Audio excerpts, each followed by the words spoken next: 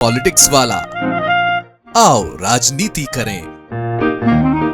मुख्यमंत्री मोहन जी होंगे, मेरे माथे पर बल नहीं पड़ा। दर्द जब हद से गुजरता है तो जुबां पर आ ही जाता है। यही प्रदेश के पूर्व मुख्यमंत्री शिवराज सिंह चौहान के साथ हुआ। 2023 के विधानसभा चुनाव में जीत के बाद मुख्यमंत्री ना बनाए जाने पर पूर्व मुख्यमंत्री शिवराज सिंह चौहान का दर्द सार्वजनिक रूप से छलक पड़ा। शिवराज ने जो कहा उसके शब्द भले ही अलग हों, लेकिन मायने यही थे कि मेहनत मैंने की और मलाई मोहन को मिली। नमस्कार, आप देख रहे हैं पॉलिटिक्स वाला पीएम टाइम। मैं पंकज मुकाती। आज पीएम टाइम में हम बात करेंगे शिवराज के दर्द की। वहीं दूसरी खबर होगी बीजेपी के दोगलेपन की। दिखाएंगे कि साधुओं के हत्यारे को कैसे फूल माला के साथ पार्टी में शामिल किया गया। लेकिन शुरुआत शिवराज सिंह चौहान से। अखिल भारतीय किरार सम्मेलन के मंच पर रविवार को वो दर्द बाहर आ गया जिसे शिवराज सिंह चौहान अब तक दिल में दबाए बैठे थे। वैसे दिल में दबाए तो नहीं बैठे थे, कई बार वे इस तरह की प्रतिक्रिया दे चुके, लेकिन किरार समाज के मंच पर इस प्रतिक्रिया के मायने सामाजिक राजनीति और वोट बैंक की राजनीति के हिसाब से कुछ अलग हैं। 2023 में मध्य प्रदेश में भाजपा की रिकॉर्ड तोड़ जीत के बाद मुख्यमंत्री नहीं बनाए जाने की कसक शिवराज की जुबान पर फिर दिखी। शिवराज ने कहा कि साल 2023 में जब बम्पर मेजोरिटी आई और तय हुआ कि सीएम मोहन यादव बनेंगे तो उनके माथे पर बल नहीं पड़ा। उन्होंने कहा कि तय हुआ कि मुख्यमंत्री मोहन जी ही होंगे, मेरे माथे पर बल नहीं पड़ा। अलग अलग रिएक्शन हो सकते थे, गुस्सा आ सकता था। मैंने इतनी मेहनत की कि दिल ने कहा कि शिवराज ये तेरी परीक्षा की घड़ी है, माथे पर शिकन मत आने देना, आज तू कसौटी पर कसा जा रहा है और मैंने नाम प्रस्तावित किया। वो मेरी परीक्षा की घड़ी थी। तय हुआ कि मुख्यमंत्री मोहन जी होंगे, मेरे माथे पर बल नहीं पड़ा। अलग अलग रिएक्शन हो सकते थे, गुस्सा आ सकती थी, और मैंने इतनी मेहनत करी और कौन को वोट दिए, लेकिन दिल ने कहा शिवराज ये तेरी परीक्षा की घड़ी है, माथे पे सिकन मत आने देना, आज तू कसौटी पर कसा जा रहा है। और मैंने नाम प्रस्तावित किया। अब ये देखिए, ये परीक्षा होती है। और उसके बाद मतलब शिवराज ने शिव की तरह विष तो पीने की कोशिश की, लेकिन वो इसे हजम नहीं कर पाए और जुबां पर दर्द आ ही गया। इसके पहले भी शिवराज सिंह चौहान मुख्यमंत्री न बनाए जाने के बाद कई तरह से अपनी प्रतिक्रियाओं से ये दर्शा चुके हैं कि इस फैसले में उनकी सहमति नहीं थी, वे इस फैसले के पक्ष में नहीं थे। उन्हें पूरी उम्मीद थी कि मुख्यमंत्री उन्हें ही बनाया जाएगा। अब आप यदि शिवराज के रिकॉर्ड को देखेंगे तो फिर उमा भारती को भी इतने प्रचंड बहुमत के बाद मुख्यमंत्री पद से हटाकर बाबूलाल गौर बीच में मंत्री बने, लेकिन उमा भारती के उत्तराधिकारी के तौर पर शिवराज सिंह चौहान ही स्थायी रूप से मुख्यमंत्री बने।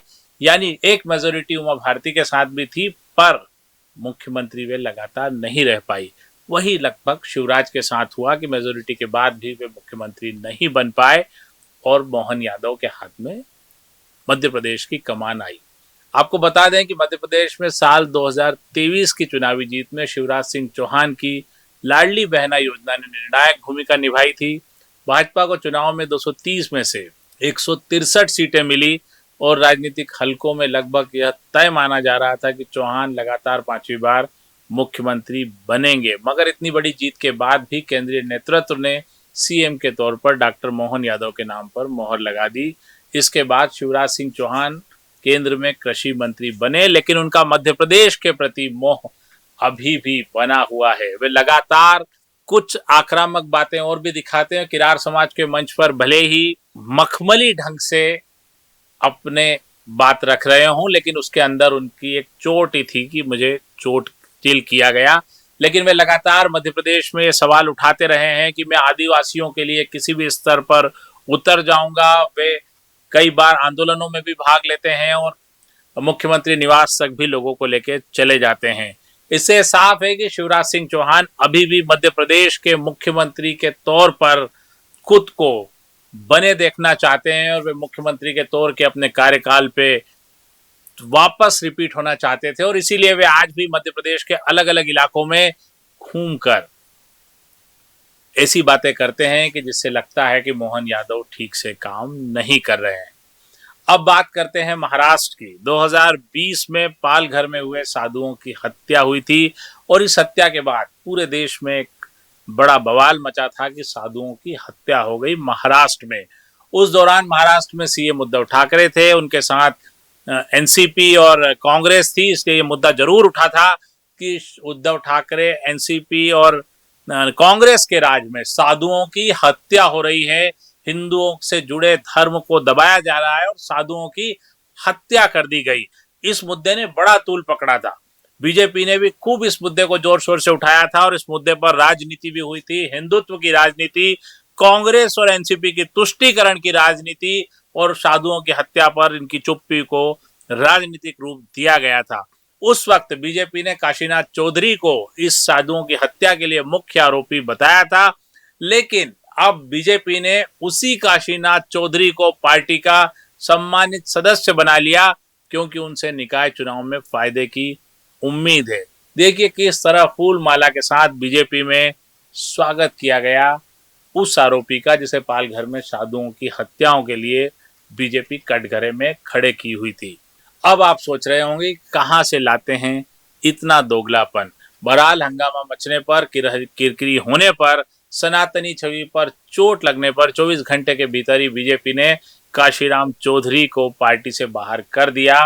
पर तब तक बहुत देर हो चुकी थी, पूरी दुनिया जान चुकी है कि आप किस तरह से राजनीतिक रूप से अपने फायदे नुकसान के लिए साधुओं की हत्या के लिए जिसे जिम्मेदार बनाते हैं उसे भी सनातनी चोला पहनाने के लिए राजी रहते हैं, सिर्फ कुछ वोट की खातिर। पीएम टाइम में आज इतना ही। अगली बार फिर हम ऐसे ही किसी इन डेप्थ स्टोरी के साथ आपसे रूबरू होंगे। धन्यवाद, शुक्रिया। चैनल को लाइक और सब्सक्राइब करना न भूलें। शुभ रात्रि।